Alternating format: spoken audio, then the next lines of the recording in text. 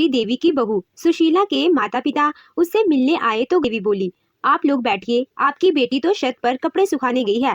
सुशीला के माता पिता बैठ तो गए, लेकिन उनकी नजरें बार बार घर के अंदर की तरफ जा रही थी। बेसब्री से वह अपनी बेटी के आने का इंतजार कर रहे थे। शादी के पूरे 6 महीने बाद अपनी बेटी से मिलना हो रहा था, क्योंकि सुशीला की शादी के बाद आज ससुर की मृत्यु हो गई और सुशीला के पग फेरे नहीं हो पाए। काफी देर तक बातें करने के बाद सुशीला की माँ शांति जी ने कहा कि समदन जी, अब तो रहा नहीं जा रहा है, हम तो अपनी बेटी को देखने को तरस गए हैं, आप जल्दी से उसको बुला दीजिए। ये सुनकर गायत्री देवी हंसते हुए बोली, अरे थोड़ा सब्र कीजिए, इंतजार का फल मीठा ही होता है।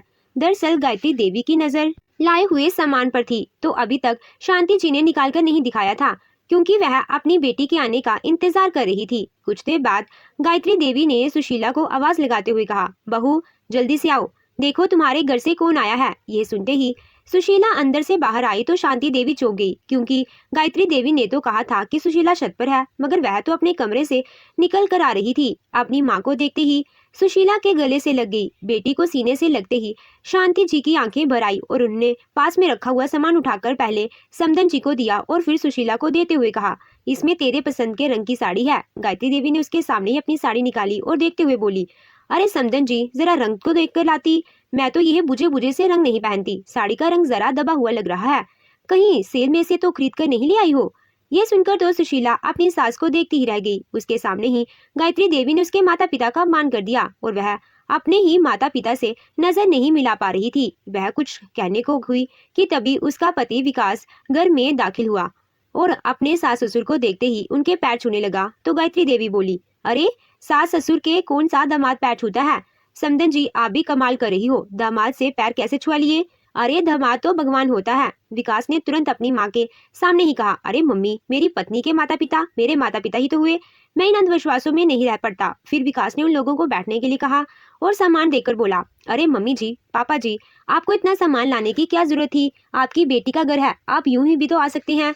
ये सुनते ही गायत्री देवी बोली, मैं भी तो यही कह रही थी कि इतना सामान लाने की भला क्या जरूरत थी। हम तो जानते ही हैं कि समधी जी की आमदनी इतनी ज्यादा नहीं है, जाने क्यों इतना खर्चा कर दिया। अपनी सास को इस तरह पलटते देखकर सुशीला तो दंग रह गई। तभी गायत्री देवी ने सुशीला से कहा, अरे बहू, अब इनके लिए कुछ चाय नाश्ते का इंतजाम तो करो। भले इन्होंने आने की खबर नहीं दी, मगर हमारा भी तो फर्ज बनता है। वैसे समधी जी, आप बेटी के घर का खाएंगे या नहीं, क्योंकि गांव के लोग ऐसा विचार करते हैं। ये सुनकर तो शांति जी ने तुरंत अपनी बेटी का चेहरा देखा, जो अपने माता पिता का अपमान होते सहन नहीं कर पा रही थी।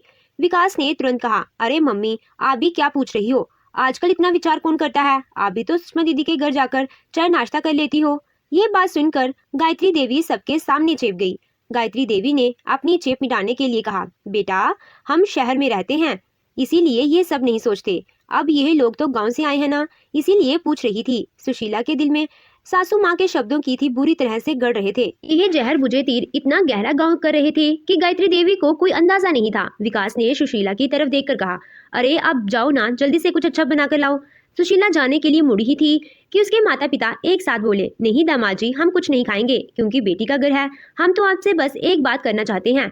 सुशीला भी वहां रुककर सुनने लगी और गायत्री देवी की नजरें भी उसके माता पिता पर टिक गई। उन लोगों ने थोड़ा रुक कर कहा, वो हम ये कह रहे थे कि अभी तक सुशीला के पग फेरे नहीं हुए हैं। समदन जी की इजाजत हो तो आज हम अपनी बेटी को लेने आए थे। यह बात सुनते ही गायत्री देवी के कुछ कहने से पहले ही विकास ने कहा, अरे इसमें पूछने की क्या जरूरत है, आपकी बेटी है, आप ले जाइए। पग फेरे तो पहले ही हो जाते, मगर चाचा जी की मृत्यु हो गई थी, हम दोनों तो कहीं घूमने भी नहीं जा पाए। तभी गायत्री देवी बोली, अरे ऐसे कैसे ले जा सकते हैं, अभी तो तेरे चाचा की मृत्यु हुई 1 साल भी नहीं हुआ, हमारे घर का रिवाज है।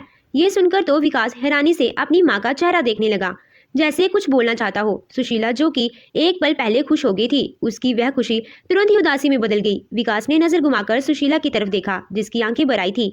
गायत्री देवी की बात सुनकर शांति देवी की आंखें भी नम हो गई। तो सुशीला के पिताजी ने कहा, अरे बहन जी, इतना विचार तो नहीं किया जाता है। गायत्री देवी तुनक कर बोली, आपके यहाँ नहीं किया जाता होगा, मगर हमारे यहाँ किया जाता है।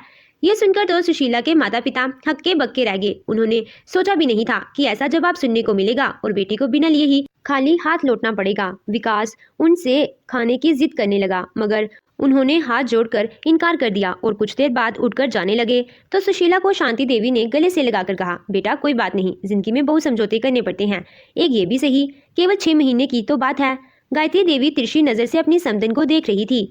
बेटी को रोता छोड़कर माता पिता चले गए तो विकास उसको समझाने लगा। अरे सुशीला, कितना दुखी क्यों हो रही हो? मैं जल्दी ही तुमको मिलाकर ले आऊंगा या फिर उन लोगों को यहाँ बुला लूंगा। ये सुनते ही गायत्री देवी तुनक गई। अरे ये छोटी बच्ची है क्या जो समझा रहा है? घर गृहस्थी बस गई है तो अब समझदारी भी तो दिखानी पड़ेगी।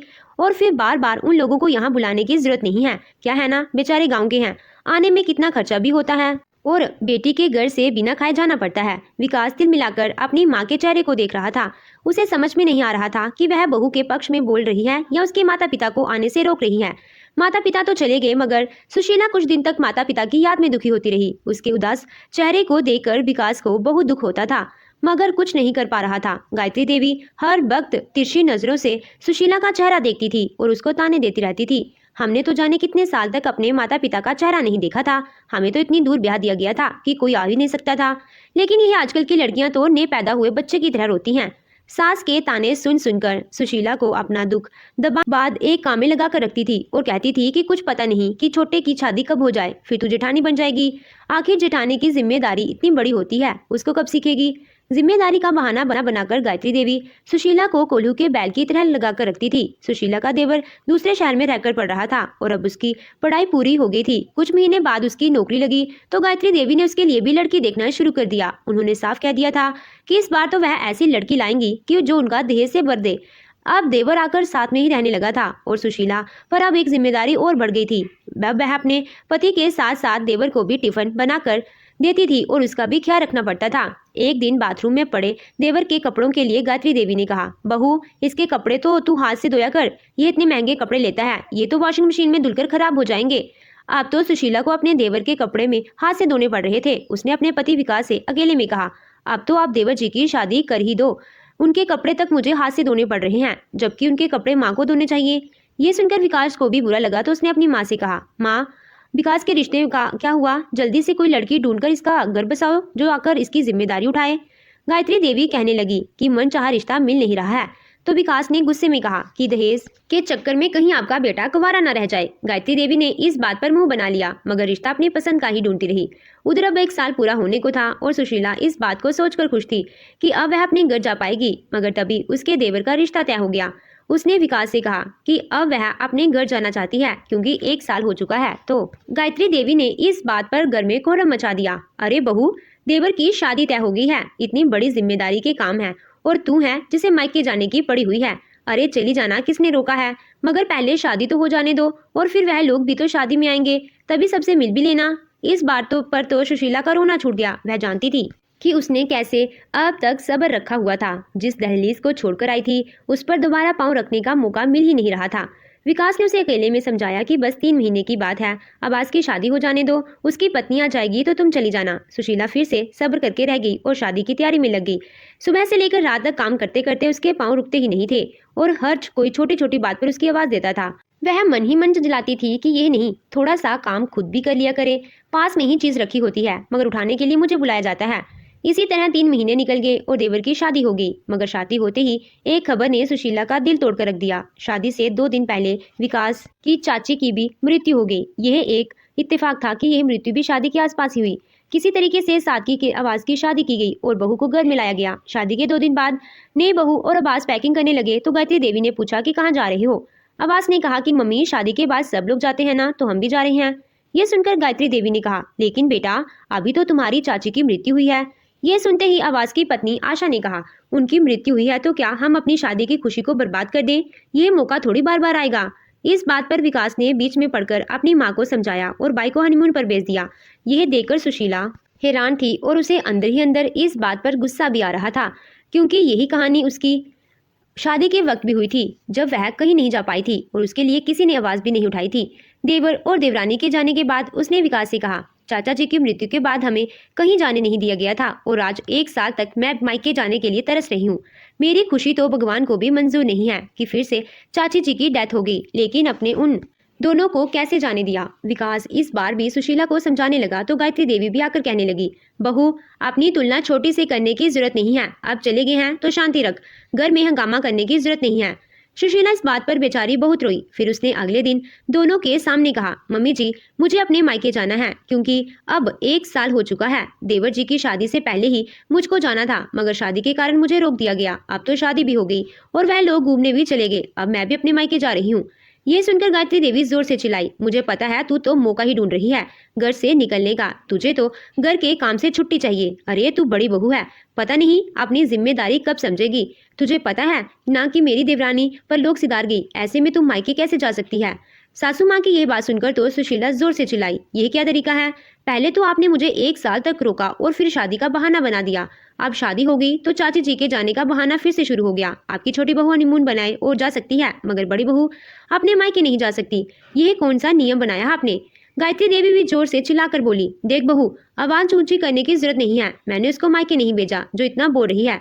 किसी की मृत्यु होती है तो मायके नहीं जाया जाता। इतनी सी बात तेरी समझ में नहीं आ रही है क्या। विकास ने देखा कि बहस एक अलग ही रूप ले रही है तो वह पत्नी का हाथ पकड़ कर कमरे में ले गया और बैठाकर प्यार से बोला, देखो सुशीला, यह वक्त बहस करने का नहीं है। तुम उन दोनों को घूमकर आ जाने दो, मैं तुम्हें तुम्हारे मायके भेजूंगा। सुशीला की आंखों में यह देखकर आंसू आ गए और वह बोली, आप हमेशा मुझको ही समझाते रहे, मगर आज जब मेरी देवरानी आ चुकी है तो मुझसे यह सहन नहीं हो रहा है, क्योंकि यहाँ भेदभाव होता नजर आ रहा है। मुझे नहीं लगता कि आप कभी मेरा साथ दोगे। विकास भी जानता था कि माँ के खिलाफ जाना एक युद्ध के बराबर है, लेकिन फिलहाल वह सुशीला को शांत करना चाहता था। वह बेसब्री से उन दोनों के वापस आने का इंतजार कर रही थी। गायत्री देवी भी मन ही मन जानती थी कि उन दोनों के आने पर सुशीला आवाज जरूर उठाएगी, इसीलिए वह बात बात पर सुशीला को ताने दे रही थी, जिससे सुशीला दब कर रहे।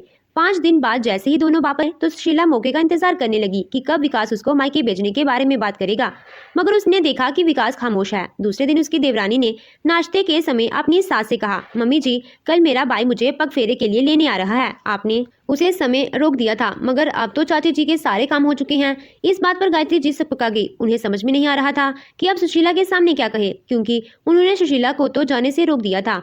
अब अगर छोटी बहू को जाने देती हैं तो सुशीला भी चली जाएगी, और यही वह चाहती नहीं थी। गायत्री देवी को खामोश देखकर सुशीला ने कहा, मम्मी जी आप कुछ बोल क्यों नहीं रही हैं। सुनो देवरानी, अभी तुम नहीं जा सकती, क्योंकि 1 साल से पहले मृत्यु वाले घर से कोई मायके नहीं जाता। मुझे भी पिछले साल जाने नहीं दिया गया था, क्योंकि चाचा जी की मृत्यु हो गई थी, और इस बार चाची जी चली गई हैं तो तुम भी नहीं जा सकती। इस बात को सुनते ही देवरानी बिगड़ गई। जेठानी जी, आप मेरी सास नहीं हो। आप क्या यह सब कहकर सासू माँ को भड़का रही हो, जिससे वह मुझे जाने के लिए मना कर दें। यह सुनकर सुशीला ने कहा, अरे तुम चाहो तो माँ से पूछ लो, सामने ही तो बैठी हैं। विकास सारा तमाशा देख रहा था, मगर शांत बैठा हुआ था। वह चाहता था कि सुशीला अब खुद बोले। इतना सब होने पर भी गायत्री देवी की खामोशी सुशीला को परेशान कर रही थी। उसने फिर से जोर से कहा, मम्मी जी आप बोलती क्यों नहीं हैं। आशा आपके जवाब का इंतजार कर रही है कि वह मायके जा सकती है या नहीं। ये सुनते ही आशा ने गुस्से में कहा, अरे मम्मी मना ही क्यों करेंगी। गायत्री देवी ने धीरे से कहा, छोटी बहू तुम नहीं जा सकती क्योंकि मृत्यु हुई है। ये बात सुनते ही आशा जोर से भड़क गई। यह कौन सी अंधविश्वास की बातें हैं सासू माँ, मैं आपकी यह बातें मानने वाली नहीं हूँ। मैं तो पैकिंग करने जा रही हूँ। आशा अपनी बात सुनाकर चली गई तो सुशीला ने अपनी सास से कहा, ठीक है फिर मैं भी पैकिंग कर लेती हूँ, मुझे तो जाने में भी 5 घंटे लग जाएंगे। ये कहकर सुशीला अपने कमरे में चली गई तो गायत्री देवी ने विकास से कहा, विकास बड़ी बहू को समझा दे, ये अच्छी बात नहीं है। उसने घर में फूट डालने का काम किया है।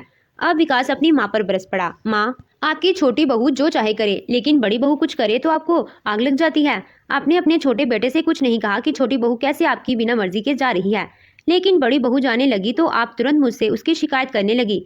दरअसल गलती मेरी है, मुझे ही आपकी बात माननी नहीं चाहिए थी। आपकी बात मानकर मैं सुशीला का दिल दुखाया है। अब मैं उसको गांव छोड़ने जा रहा हूँ। आप बैठी यहाँ पर अपने पुराने विचारों के साथ। इतना कहकर विकास कमरे में चला गया और कमरे में जाते ही सुशीला उसके गले से लग गई, क्योंकि उसने सब कुछ सुन लिया था। 2 घंटे बाद सुशीला अपने पति के साथ गांव के लिए निकल गई और गायत्री जी देखती रह गई। अगले दिन उनकी छोटी बहू भी मायके चली गई और अब गायत्री देवी घर की जिम्मेदारी संभालने के लिए अकेली रह गई, जिसे वह संभालने से डरती थी और बड़ी बहू को जाने नहीं देती थी। तो दोस्तों, आपको ये कहानी कैसी लगी कमेंट करके हमें जरूर बताइएगा। कहानी अच्छी लगी हो तो वीडियो को लाइक कीजिएगा, चैनल पे नए हो तो चैनल को सब्सक्राइब कीजिएगा। Thank you.